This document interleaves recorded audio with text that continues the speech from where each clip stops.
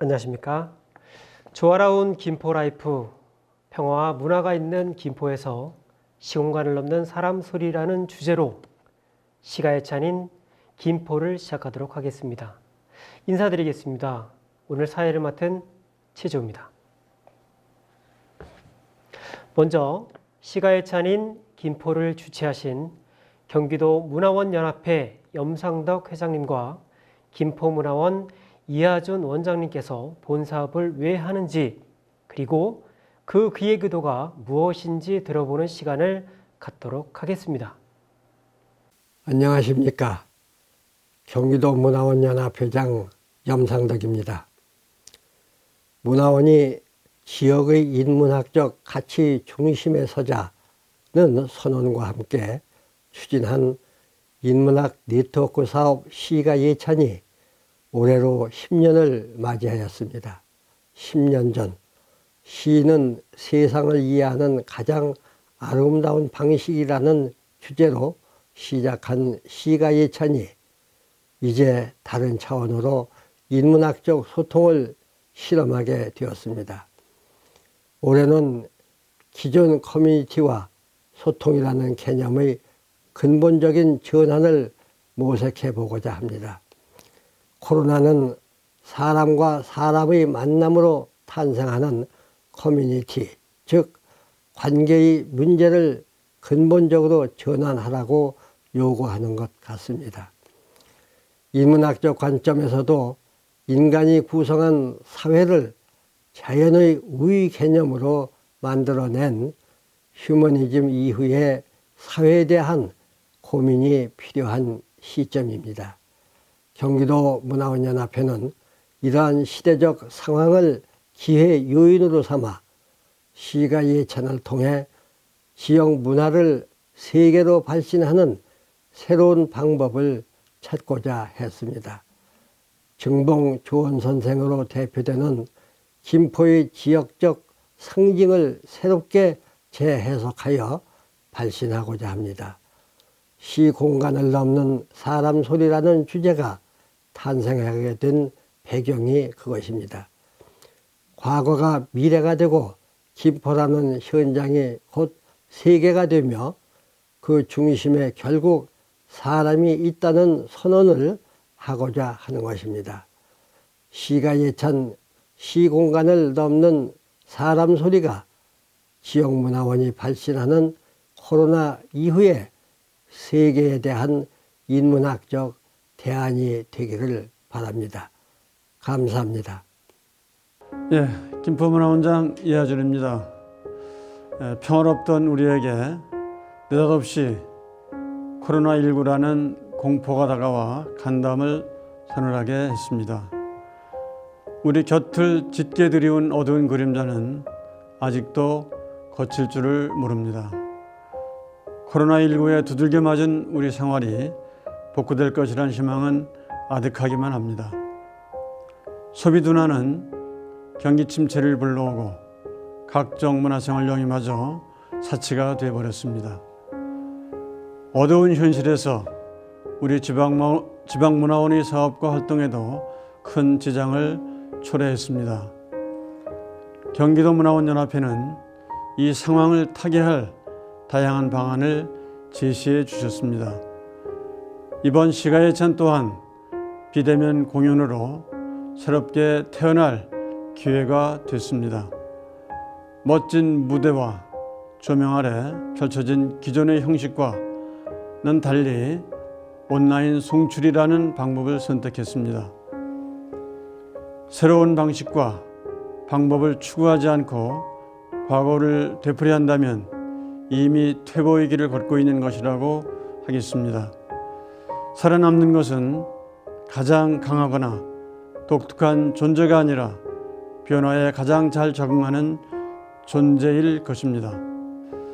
판타지 소설로 잘 알려진 나니아 연대기의 저자 클라이브 루이스는 다음과 같이 말했습니다. 알이 새로 변하는 것은 어려울지도 모른다. 알이 알인 채로 나는 법을 배우는 것은 조금 더 어려울지도 모른다. 우리는 지금 알과 같다. 그리고 당신은 그냥 계속 평범하고 성하지 않은 알로 있을 수는 없다. 우리는 부화하거나 상할 수밖에 없다. 문수산, 북성산의 정기와 조상의 열을 이어받은 김포 시인은 5,000년 벼농사의 역사를 자랑하는 비옥한 땅의 고장입니다. 이제는 도시와 농촌이 어우러진 화합과 풍요의 도시로 발돋움하고 있는 고장이기도 합니다.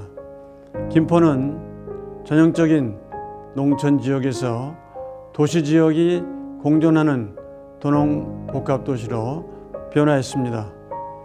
농촌의 푸근함과 도시의 세련미가 공존하는 김포는 1990년 인구 10만에서 현재는 46만의 인구로 급성장했습니다. 46만의 시민이 다양한 목소리를 내고 있는 김포. 또한 중봉 조원 선생은 동국 18년의 한 분으로 문매에 배양되어 있는 김포의 으뜸 인물이라 하겠습니다. 과거 김포인이 내던 소리와 현재를 살아가는 김포인의 소리를 담아 시 공간을 넘는 사람의 소리로 시가 예찬을 기획했습니다. 시공간을 넘는 사람 소리, 옛 선인들의 소리와 현재를 살아가는 우리의 소리. 시대는 달라도 삶의 애환과 정서가 배인 사람의 소리를 담고 싶었습니다. 구상하고 준비했던 계획을 전부 뒤엎고 새로운 방식을 채택하여 미숙한 점이 많았습니다. 이 점 양해해 주시고 넓은 마음으로 감상해 주시기 바랍니다. 문화원 가족 모두 건강과 평화가 함께 하시기를 바랍니다. 감사합니다. 네, 이어서 한국문화원연합회 김태용 회장님께서 축하의 말씀을 보내주셨습니다. 함께 보시죠. 안녕하십니까. 한국문화원연합회장 김태웅입니다.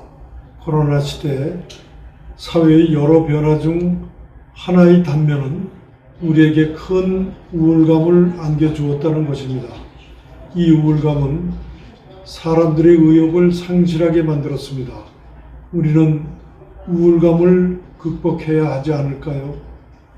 옛부터 힘든 시점에서는 노동요를 많이 불렀다고 합니다. 그것은 삶의 고단함을 문화예술로 승화시켰다고 할 수 있습니다. 현재 우리도 이 힘든 시점을 노래로 녹여냈으면 합니다. 예전 선인들이 했던 것처럼 현재 우리들이 시공간을 초월하여 부르는 삶의 노래. 그 노래는 고단했던 우리 삶에 즐겁게 살아갈 수 있는 힘을 줄 것으로 믿습니다. 제10회 시가 예찬인 김포를 통해 전국으로 뻗어나갈 인문학의 향연이 되고 시로 하여금 지역사회에 큰 즐거움을 안겨다 주기를 바랍니다. 감사합니다. 시가 예찬은 지역문화원이 인문학적 가치의 중심에 서야 한다라는 슬로건으로 경기도 문화원연합회와 지역문화원과 협력을 하여 10년 전부터 매년 추진하고 있는 인문학 축제인데요. 2011년 경기도의회 의원들과 협력을 해서 경기도 시를 노래하다를 시작으로 2012년까지 경기아트센터에서 2회를 진행하였습니다. 2013년에 남한산성 행궁으로 옮겨 지방문화원이 지역인문학적 가치의 중심에 서자고 선언하면서 인문학 축제의 시작을 알렸습니다. 2015년부터는 지역문화원의 요청에 따라서 경기도 각 지역으로 순회 개최하게 되면서 사업 브랜드명을 시가 예찬이라 확정을 하고 파주 자원서원에서 시가 예찬 스스로 처음이 되는 힘이라는 것이 열리게 되죠. 2016년 시가 예찬인 남양주 위대한 일상, 2017년 시가 예찬인 연천 See You Again, 2018년 시가 예찬인 오산, 기억의 상상을 거쳐 드디어 2020년 제10회 시가 예찬인 김포, 시공간을 넘는 사람 소리에 이르게 됩니다. 시가 예찬인 김포, 시공간을 넘는 사람 소리는 김포의 대표적 인물인 중봉 조헌, 눌제 양성지, 한제 이목 선생의 시에 과거의 소리로 담고 김포 산수화 작가의 모임 평산방, 그리고 김포 신앙송협회 마을활동 모임 월곶 살롱팀까지 현재 김포인의 소리를 담았다고 합니다. 시공간을 넘는 사람 소리는 과거와 현재 그리고 변화해가는 김포에서 존재한 사람 소리입니다. 자, 그럼 김포 신앙송협회가 준비한 중봉 조헌 선생에 대한 시극 불멸의 정신, 중봉 조헌으로 시가 예찬인 김포의 문을 열겠습니다. 1592년 여름 중봉 조헌은 도끼를 가지고 입고를 합니다. 당시 당쟁과 권력만에 눈이 멀었던 재상 이산해를 통렬히 비판하면 나라를 바로 잡아달라 소를 올리죠. 이것이 유명한 지부상소입니다. 지부상소는 받아들이지 않으려면 자신의 머리를 쳐달라는 뜻으로 도끼를 지니고 올리는 상소를 말한다고 합니다. 목숨보다 의의를 이루는 것이 더욱더 중요하기 때문에 가능한 일입니다. 중봉 조헌은 김포에서 태어난 율곡 이의 문인입니다. 1592년 임진왜란 때 옥천에서 의병을 일으켜 싸우다 당시는 전라도였던 금산에서 전사한 의병장이시며 학자이자 정치개혁가입니다. 그리고 선생은 시대의 상황을 시로 남긴 뛰어난 시인이기도 했습니다. 지금부터 김포를 대표하는 인물 중봉 조헌 선생의 시를 통해서 실천지학과 의표상인 중봉 조헌 선생을 만나보시도록 하겠습니다.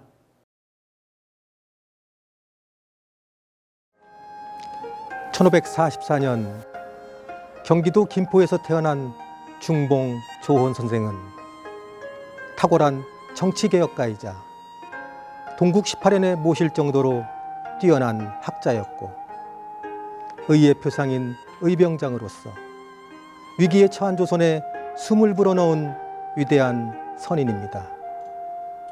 또한 조천일기와 동안봉사 등의 기행문과 300수가 넘는 시를 지은 문장가이기도 했습니다.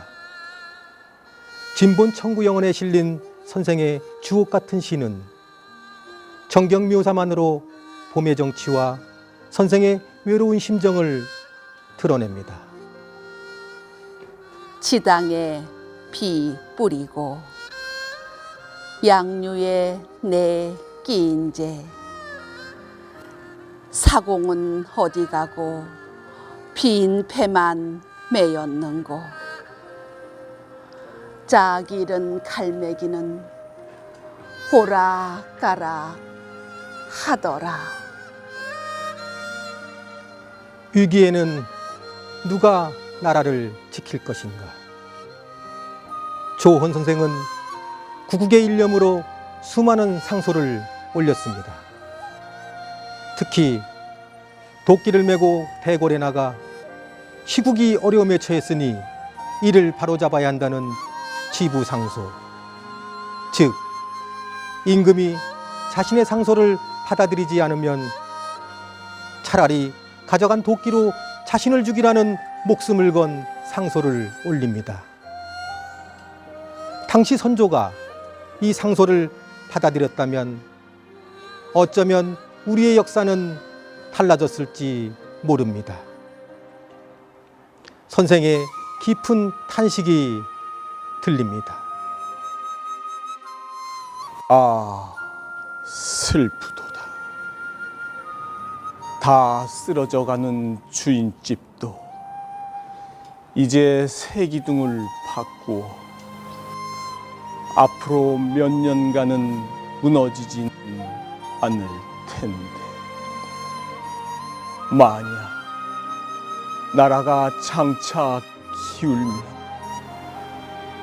누가 그것을 받쳐줄 것이며 또 무슨 물건을 가지고 그것을 버티게 할 수 있단 말인가.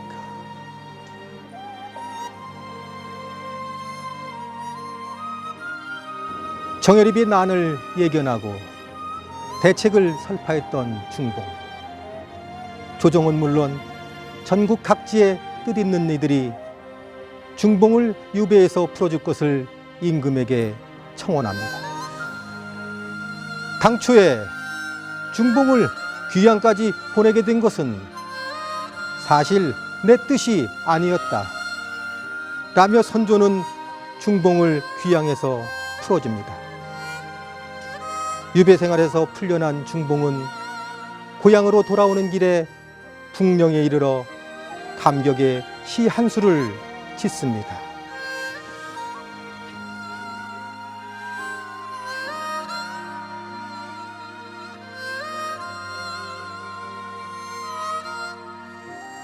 북녘 대궐 임금님 은혜 무겁고 남쪽 고을 어머님 평환 깊으시네.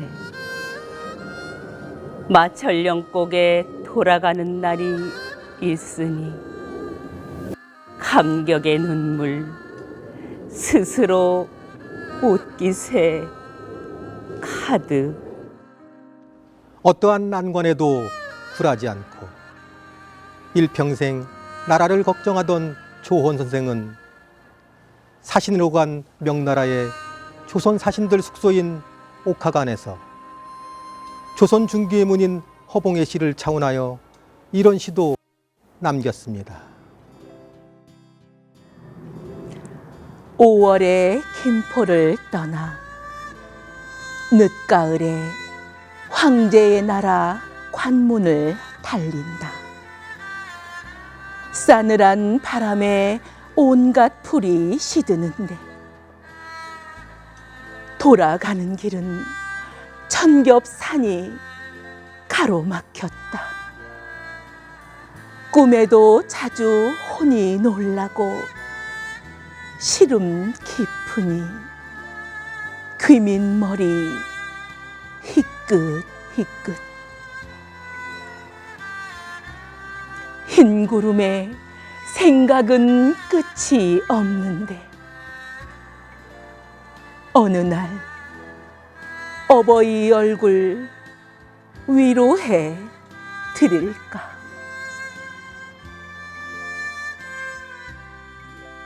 그는 일평생 권력과 재물에 얽매이지 않았고 공명정대한 식경과 학문을 지녔으며 한치의 흔들림 없는 고든 삶을 살았습니다. 임진왜란이 일어나자 충우의 정신으로 700명의 의병을 일으켜 금산전투에서 외적들과 맞서 싸우다 장렬히 순절했습니다. 한문소설 주생정과 석주집을 남긴 석주 권필은 중봉 조혼 선생의 돌아가심을 슬퍼하여 라는 시에서 선생의 강직한 성품과 충조를 이렇게 기리고 있습니다. 몇 번이나 나라에 바른 말을 올렸던고 어두운 이 세상에서 혼자 잠을 깨었었지. 이전부터 알았어라. 높은 제주 지니고서 조정에 구차히 용납될 수 없다는 걸. 강직한 님의 기상 온 누리에 서려 있고 거룩한 님의 충절 햇빛처럼 빛나노나. 거룩하고 높은 금산의 넋은 청사의 길이길이 변함없이 푸르리.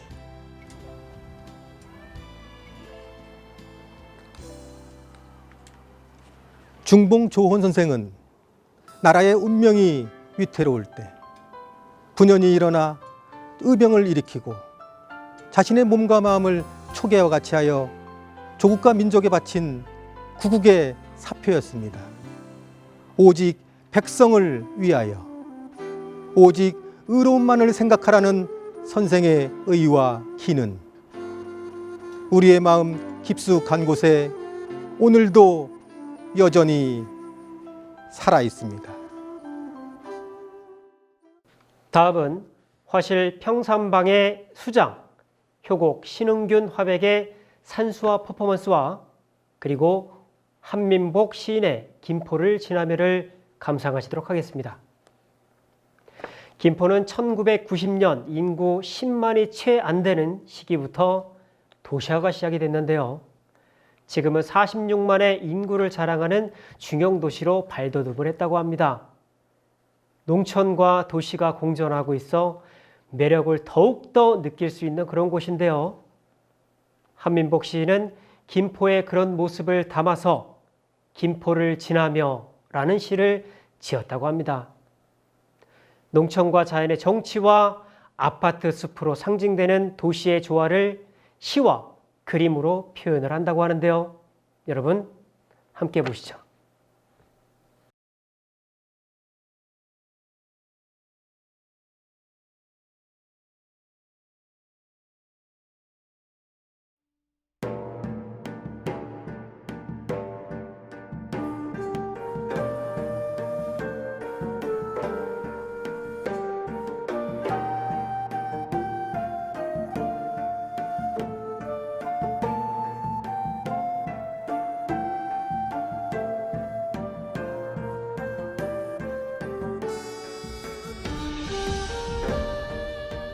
김포를 지나며 함민복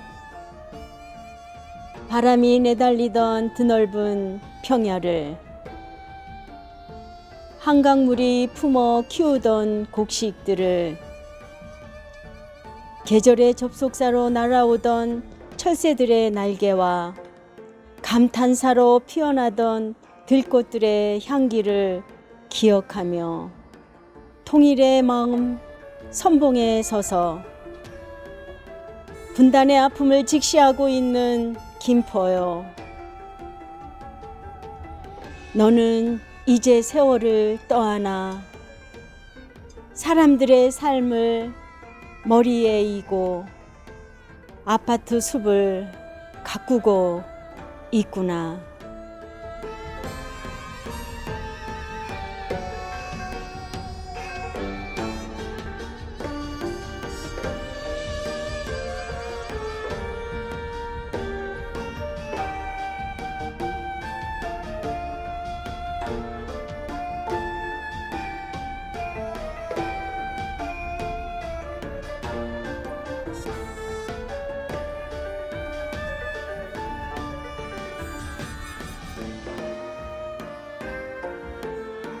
바람이 각지게 꺾이고 고식들이 차츰 멀어지고 새소리, 꽃향기 흐려져도 사람들의 웃음꽃 다발다발 피우기 위해 딱딱함을 견뎌내는 팔 벌려 받아들이는 키워내는 너의 정신.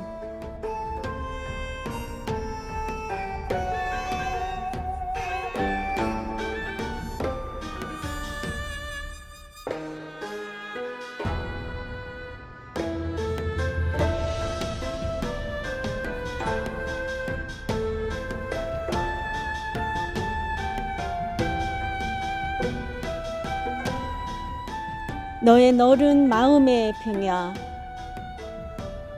눈물처럼 깊고 푸르다.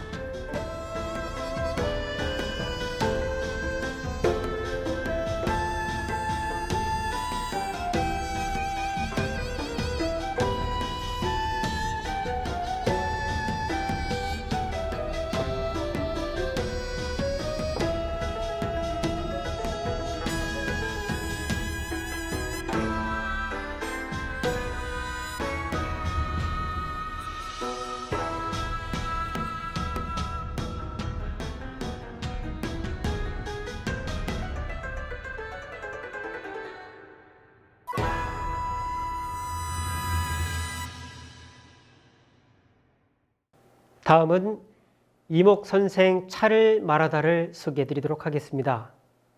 김포에는 중봉과 함께 강직한 성품의 선비가 또 한 분 계셨는데요. 바로 한제 이목 선생이었습니다. 성종 21년 임금의 환우가 깊어 대비가 은밀히 무녀에게 명하였습니다. 성균관 벽송정에서 굿을 하도록 말입니다. 이때 한제 이목 선생은 태학생들을 이끌고 무녀를 곤장을 쳐서 바로 내쫓았는데요. 태학생은 성균관에서 기거하며 공부하던 유학생들을 말합니다. 이런 일로 대비가 크게 노하여서 성종이 낫기를 기다리려 고하고 성종은 관련된 태학생의 명단을 내도록 했습니다.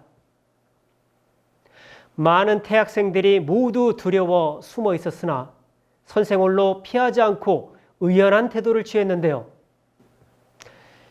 이 소식을 접한 성종은 전교를 내려 내가 유생들을 이끌고 사습이 바른 대로 돌아가도록 하였으니 내 병이 낫는 듯 하구나 라고 하면서 특별히 상을 내렸다고 합니다.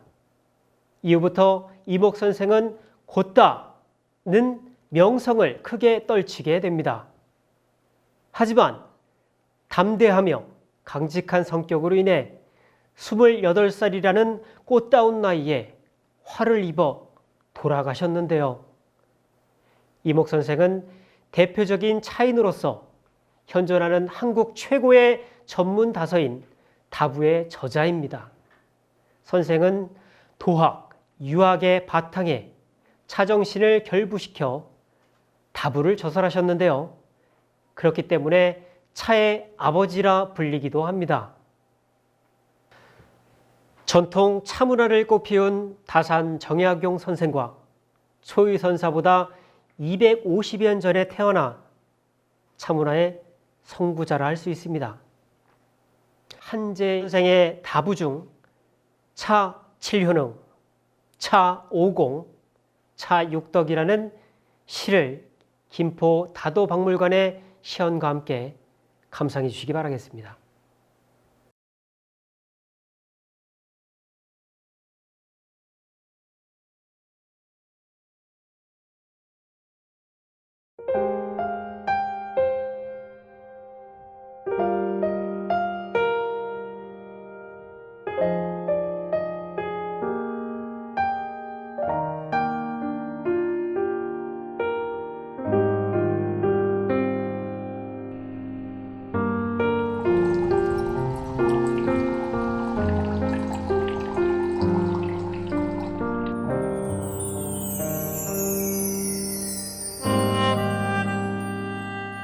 한제 이목 선생의 차 7효능, 차의 7가지 효능.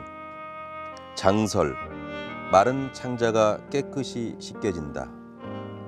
상선, 신선이 된 듯 상쾌하다. 성두, 온갖 고민에서 벗어나고 두통이 사라진다. 웅발, 큰 마음이 일어나고 우울함과 울분이 사라진다. 색둔, 색정이 사라진다.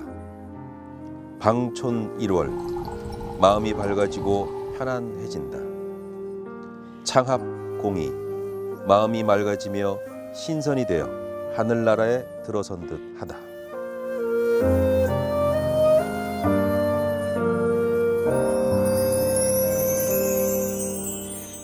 일곱 주발의 차노래.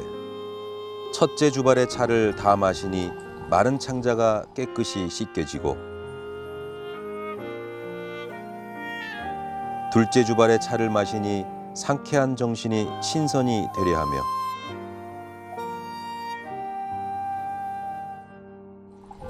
그 셋째 주발의 병골에서 깨어나고 두통이 말끔히 나은 듯하다.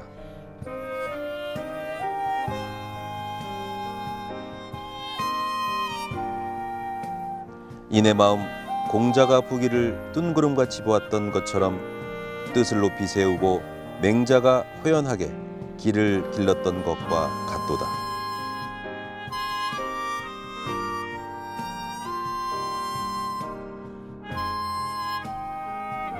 그 넷째 주발의 운건, 호방한 기계가 피어나고 근심과 울분이 사라진다.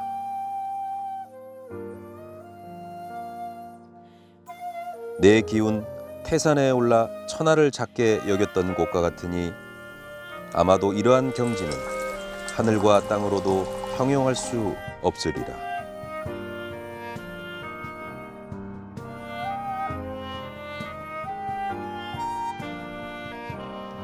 그 다섯째 주발에 생마가 놀라서 달아나고 개걸스런 시동도 눈 멀고 귀 먹으니 이내 몸 구름 치마에 깃털 조골이 입고 흰 난새를 월궁으로 채찍질하여 가는 것 같도다.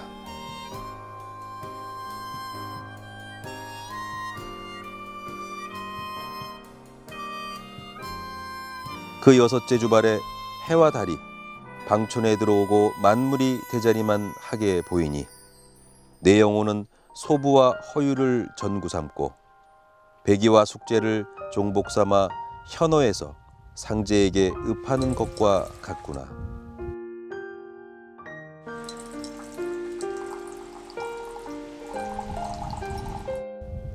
어쩐 일인가 일곱째 자는 아직 반도 마시지 않았는데 우연히 맑은 바람이 흉금에서 일어나네.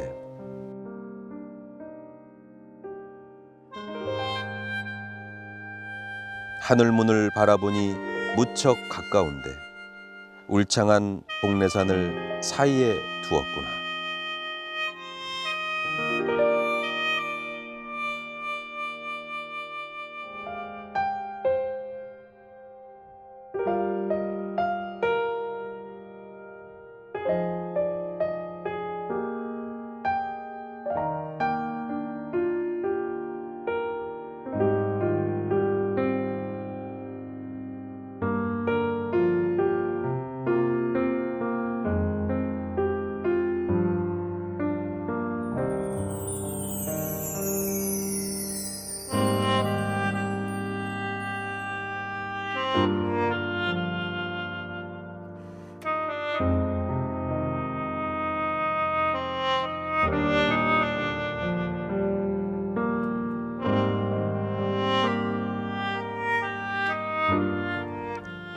차의 5공, 차의 5가지 공.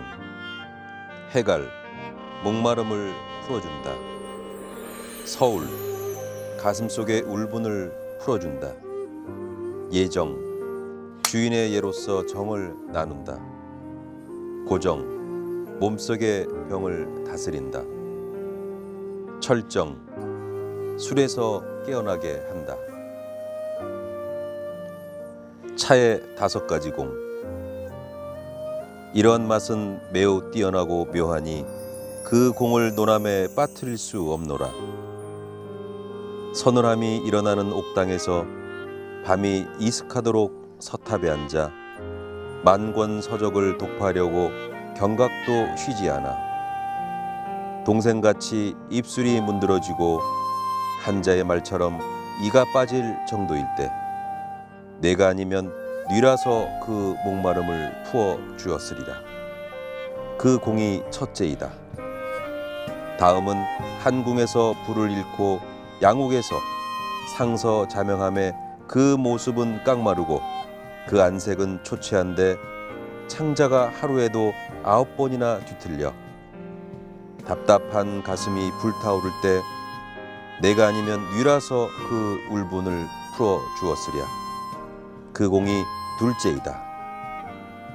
다음은 한 통의 서차를 천자가 반포하면 만국의 제후가 한 마음이 되는데 칙사가 명을 전해오매 여러 제후들이 받들고자 임석하여 의병하는 예를 이미 베풀고 한혼의 위문을 장차 마치려 할 때 내가 아니면 빈주 사이의 정을 누가 잘 들어 맞도록 하랴. 그 공이 셋째이다. 다음은 천태산의 유인과 청성산의 우객이 바위끝 모서리에서 기식을 토해내고 솔뿌리를 가지고 정련하여 낭중지법을 시험하려 하니 뱃속의 우레가 갑자기 울어댄다. 내가 아니면 삼팽의 고를 누가 정복하랴. 그 공이 넷째이다.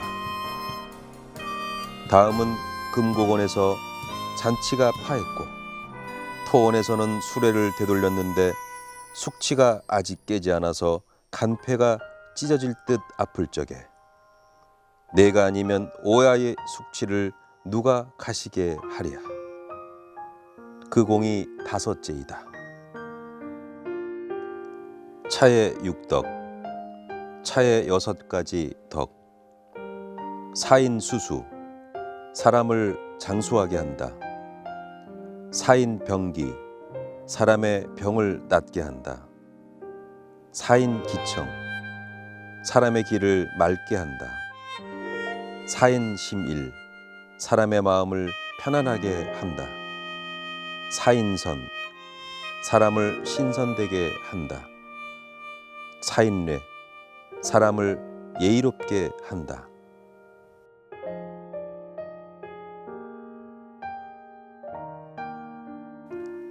차에 6가지 덕.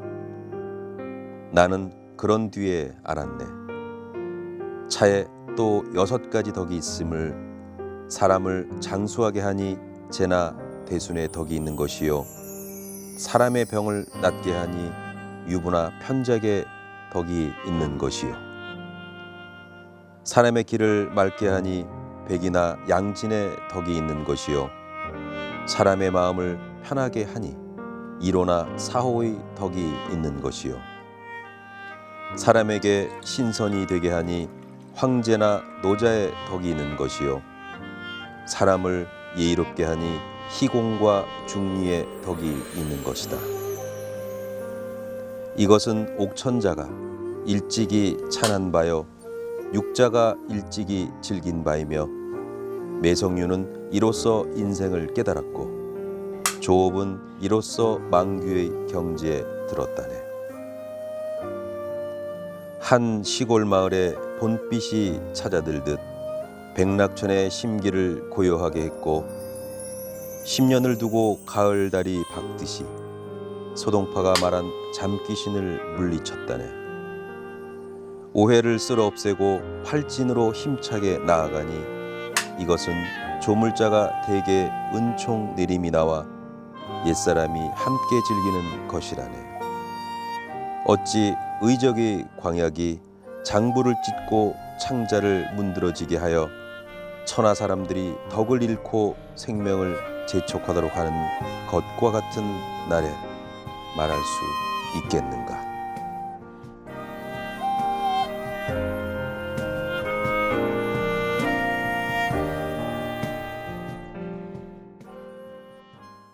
세종부터 성종에 이르기까지 무려 6대 임금에 걸쳐 벼슬을 역임하며 모든 분야에서 공로가 깊은 분이 계십니다. 세조가 해동의 제갈량이라 평가한 눌제 양성지인데요. 자주국가와 실용정치에 힘을 기울이던 양성지 선생은 관직에서 물러난 후 통진을 사랑해 지금의 양촌면 대포리에 모간정을 짓고 아들넷과 함께 사셨다고 합니다. 일찍부터 중봉 선생의 선조이신 조원희의 집에 찾아와서 시를 읊곤 하셨습니다. 통진에 자리 잡고 나도 살고파서 술 한 병 들고 친구 집에 찾아왔네. 김포를 대표하는 인물 중 한 분인 눌제 양성지 선생, 그를 기르기 위한 서원이 바로 대포서원입니다. 대포서원 이화자 원장님은 김포서가협회 회장으로서도 긴 시간을 봉사해 오셨는데요. 눌제 선생의 고금시와 함께 이화자 원장님의 휘호 퍼포먼스를 감상하도록 하겠습니다.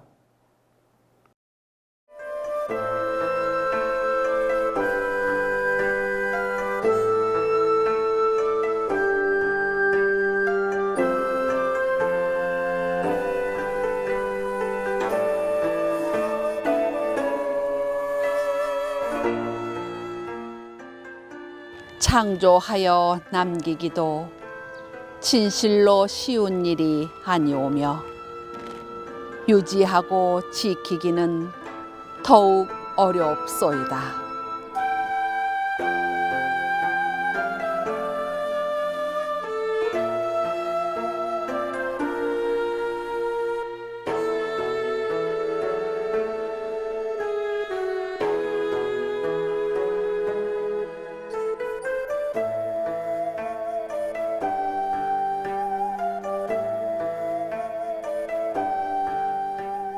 다행히 밝은 시절을 맞았으니 항상 공경하며 잠시도 쉬지 마옵소서. 전도는 거기에 사사로움이 없고 민심은 생각이 어그러지지 않습니다. 원컨대 끝과 처음을 같게 하시어 만세를 하루같이 하소서.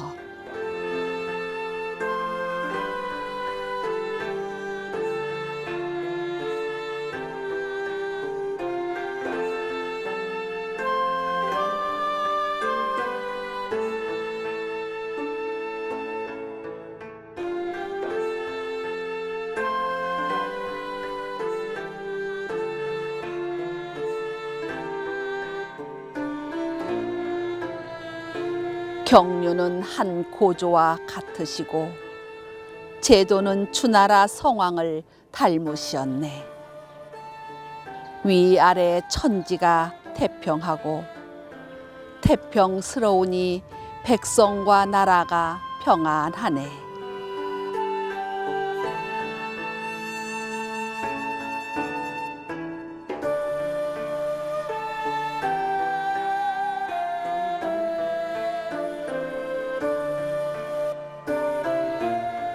벼슬 자리에 어느 것이 쓸모 없으리.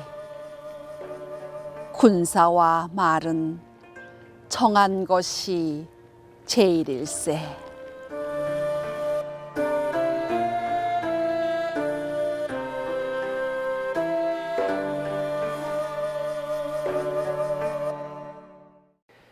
김포는 중봉조원의 고향입니다.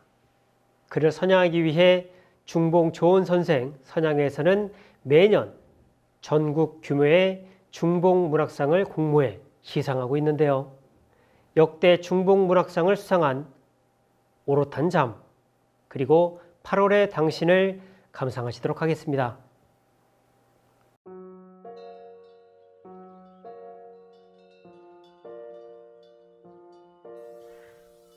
오롯한 잠, 중봉일기, 송지원. 산등성이에서 그만 잠이 들었다. 불면증을 앓던 하늘이 소란해지고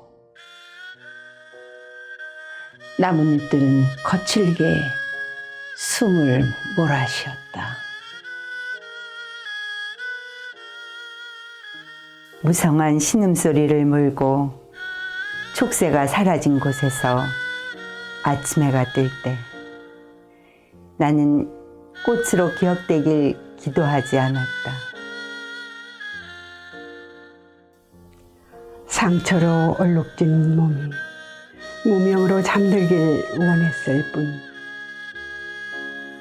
가슴을 관통한 빗물은 나무의 발목을 씻으며 논밭으로 스며들었다. 잠속에서도 나는 가위에 눌려 절벽 같은 아침을 맞이했다. 미명의 눈빛들이 끌고 있는 정쟁은 도끼날처럼 녹이 슬어 사브랑한 세월만 보내고 있던데.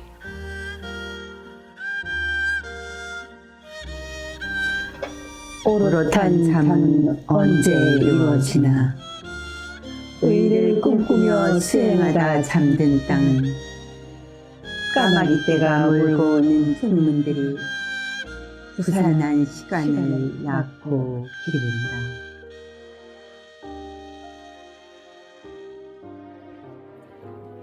불안이 평안으로 도금되어 땅 위에서 내 이름이 지워지는 날, 내가 완벽한 참에 들 수 있으므로 모든 영육이 사그라진 무덤 안에 있어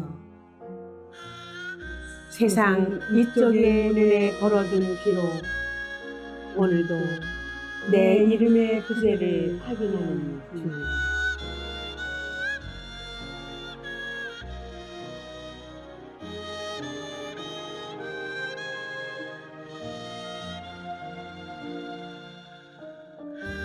(8월의) 당신 최형만. 서쪽 하늘이 한 시절을 떨어뜨려도 눕지 못한 갈대처럼 활을 잡으면 팽팽해지는 불꽃. 8월의 꽃도 몽땅 붉어지고 있다.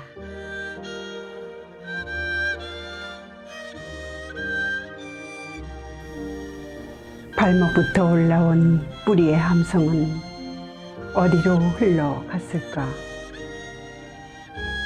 붉은 깃발에 꽃잎 날리며 꽃대 밀어올린 그 힘으로 돌아오라고 사람들은 북을 두드리고 징을 친다.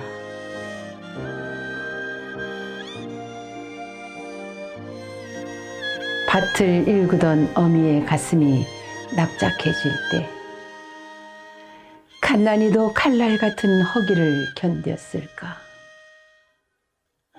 한 번의 옹알이도 없는 밤마다 오래된 길목에 서면 무명으로 살다간 한때가 보인다.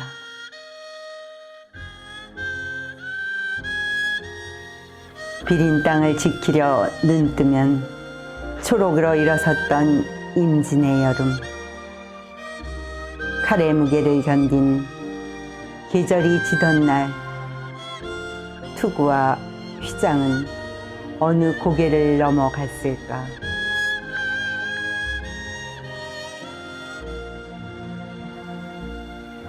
피냄새를 맡던 새들의 날갯짓도 숨은 바람에 만장처럼 펄럭이고 있다. 허공을 달군 샘내에 펴려지는 8월. 그을린 당신이 먼 빛으로 오는 중이다. 월곶은 옛날 통진 도호부가 있던 고장입니다. 지금은 과거에 화려했던 모습은 역사 속에 묻히고 인구 5,500명의 조용한 마을이 되어버렸는데요. 하지만 이곳에는 열정 가득한 주민이 많습니다. 주민 공동체 공간인 월곶 살롱을 꾸려가고 있는 노나매기는 언제나 흥과 함께 살고 있습니다. 노나매기를 주축으로 만든 월곶 주민의 소통 공간, 월곶 살롱. 살롱은 만남의 공간으로서 응접실의 뜻과 5,000년 역사를 자랑하는 김포쌀을 오랫동안 지켜가고자 하는 뜻이 동시에 담겨 있다고 하는데요. 월곶 살롱에서는 역사 탐방, 마을 콘서트, 교육 프로그램을 운영하며 마을 공동체를 키워가고 있다고 합니다. 월곶 살롱의 공동체 성공담, 흥과 정에 물들어 사는 그들만의 플렉스, 월곶 플렉스를 감상해 주시기 바라겠습니다.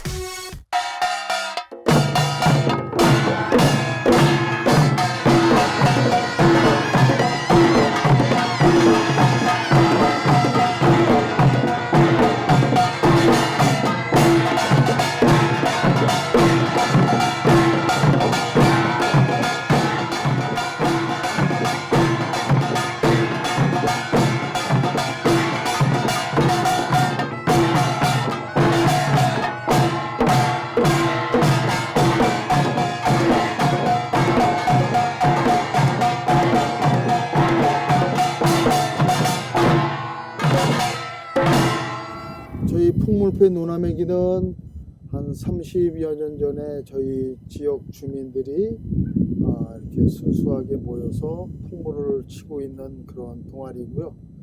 노나매기라고 하는 뜻은 나도 일하고 너도 일하고, 나도 잘 살고 너도 잘 살되 올바른 세상을 만들고자 하는 그런 의미를 두고 있습니다.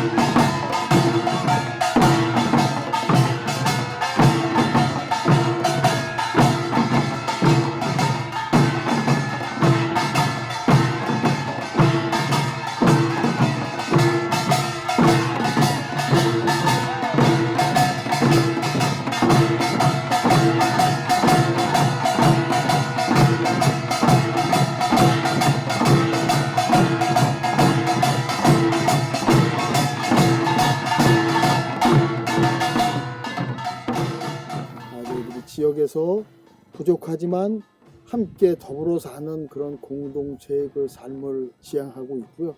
오늘 저희들이 오늘 친 가락은 노나매기가 30년 전부터 지역에 있는 가락을 정리하고 이렇게 좀 맺어서 이렇게 판굿으로 이렇게 만드는 겁니다.